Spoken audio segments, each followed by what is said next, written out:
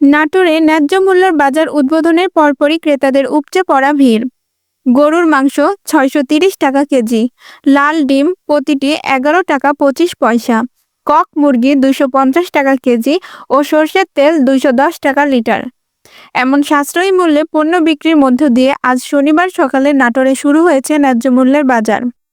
জেলা প্রশাসনের পৃষ্ঠপোষকতায় জেলার বিভিন্ন সমবায় প্রতিষ্ঠান এই বাজারে পণ্য বিক্রি করেছে। উদ্বোধনের পরপরই বাজারে ক্রেতাদের উপচে পড়া ভিড় দেখা গেছে। অন্য বাজারের তুলনায় কম দামে পণ্য কিনতে পেরে ক্রেতারাও খুশি।